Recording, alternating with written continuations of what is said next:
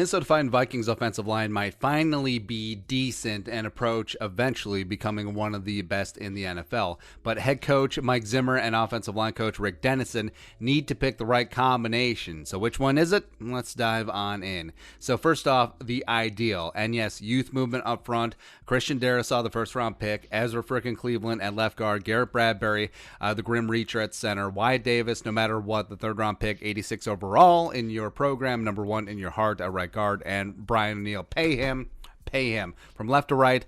I do like this one the best. Now, Ezra and whatever guard are interchangeable in these graphics. So could be Wyatt Davis at left guard, could be Ezra at right guard, where he played some last year. Just remember that. I don't agree with it, but it's whatever.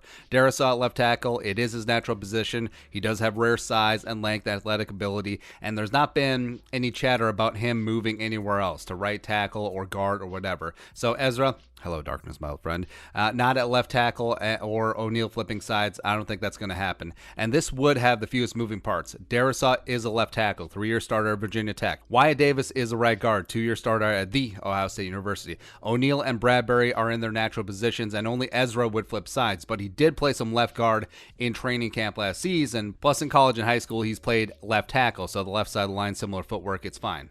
Next up, PRETTAY, pretty good. So same offensive line setup as ideal, but with Wyatt Davis swapped out for a veteran guard. Now this is possible, depending on if Davis is at or near 100% for off-season work in training camp. And now, right now, we do have Oli Udoh in there. He has worked at guard in camp and practice before. Remember, he and Ezra, quote-unquote, competed to replace Drew Samia after Samia went down with the freak practice injury. He does have the best anchor on the team. And if any guard besides Wyatt Davis started, I would take Oli Udoh. Also in that pretty good list is second-year guy Kyle Big Hinton, the pride of Washburn University, go Ichabods. I really love his upside. Would he be ready to start? Would he win a straight-up competition? I don't know. Or fourth-year former Cardinal Mason Cole. The Vikings traded a 6th-round pick for him earlier this offseason. He's a former 3rd-round pick out of Michigan. He has started multiple seasons in the NFL. I think that the coaching staff will give a little bit of credence to that. Also throwing in their free agent TBD. I mean, this could be the Trey Turner move. Vikings still have cap space as well as roster space on the 90-man, so they could still add some players to the soup. Next up, the Dennison. Don't you put that evil on me, Ricky Bobby. Rashad Hill, Ezra Cleveland, Garrett Bradbury, Dakota Dozier, and Brian O'Neill. And Dennison and Zimmer stick to veterans like glue.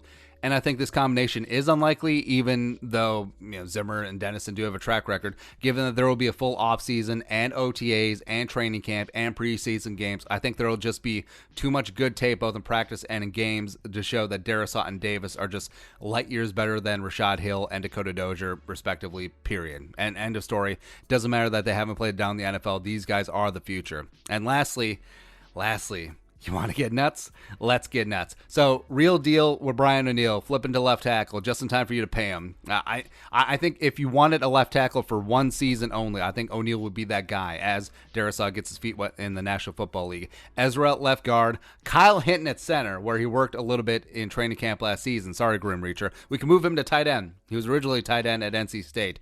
They got Wyatt Davis no matter what at right guard, and they got Christian friggin' Darrisaw flipping sides. That's whatever. Like, obviously, this is out of left field. I think this is by far the least likely 0.0001% chance, but you're telling me there's a chance. So the Vikings do have a whole bunch of talent on this offensive line. It's weird that you finally do have quality depth. You do have young depth, and the Vikings, whatever combination they roll out there, except for the Dennison, will give the Vikings a fighting chance, both up front in the running game as well as protecting Kirk Cousins and getting that passing game going.